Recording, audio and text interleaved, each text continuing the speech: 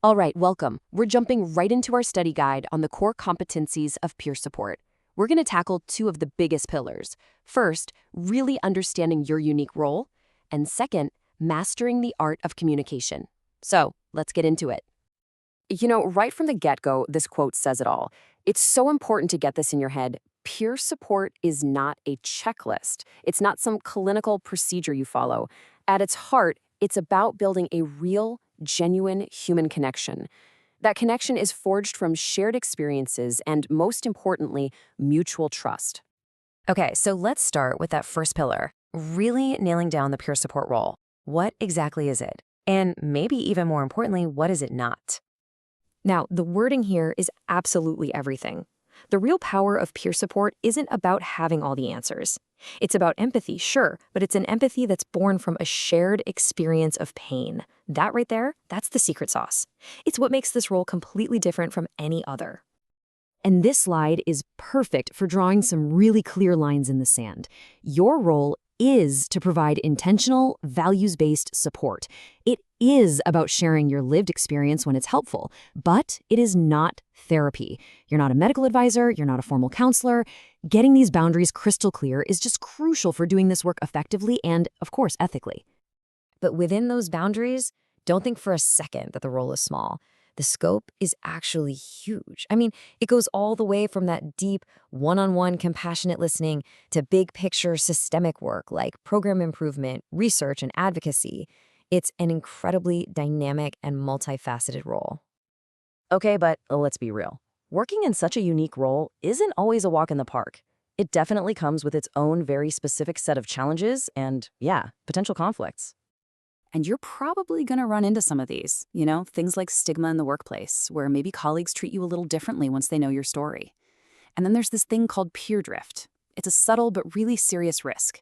It's that slow slide where you start acting more like a clinician. You start giving advice instead of exploring options, or focusing on problems instead of strengths. Just being aware of these pressures is the first, most important step to navigating them. So, that brings us to this idea of a practice conflict. What is it? Well, it's that moment when a task you're asked to do directly crashes against the core values of peer support, especially that core value of self-determination and maintaining an equal relationship. It's when your gut tells you something is off. Let me paint you a picture. This is a classic example. You're on a team, and they ask you to make sure someone is complying with their treatment plan.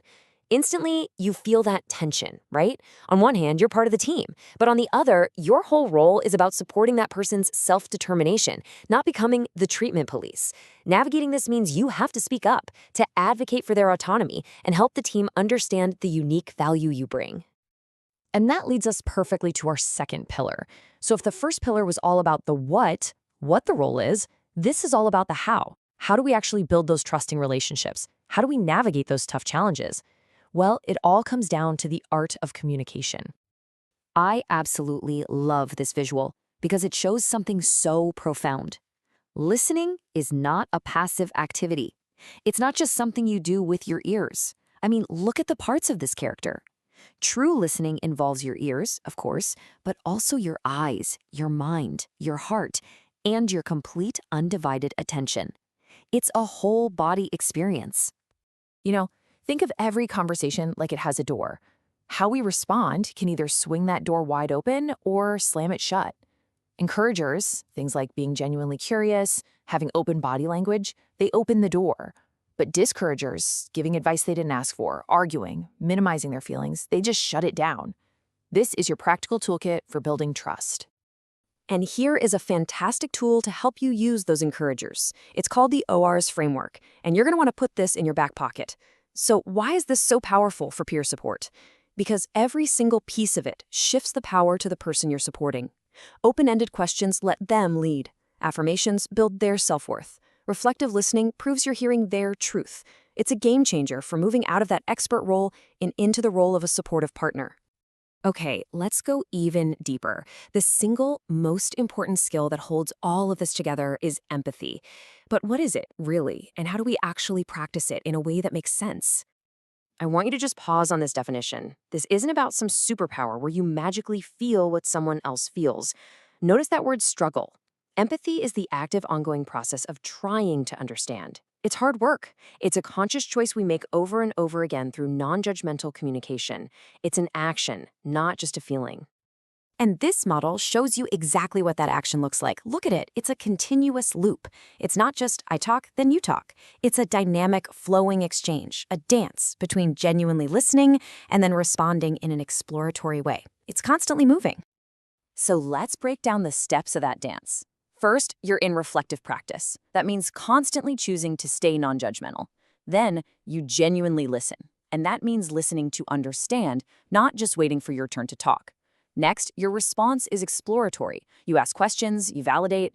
And finally, notice this last one is optional. You might share a piece of your own story, but only, and this is key, only if it will help their exploration. Then the loop starts right back over. And this is why it all matters so much. This quote from Brené Brown just hits the nail on the head. The goal of this model, the goal of ORs, the goal of peer support itself, it isn't to fix people. We're not here to be fixers. You rarely make something better with the perfect response. You make it better with connection. That is our job. So as we wrap this up, the real question isn't what's in this guide. The question is for you. With all these tools, with this deeper understanding of your role, how are you personally going to consciously and intentionally turn your communication into true healing connection?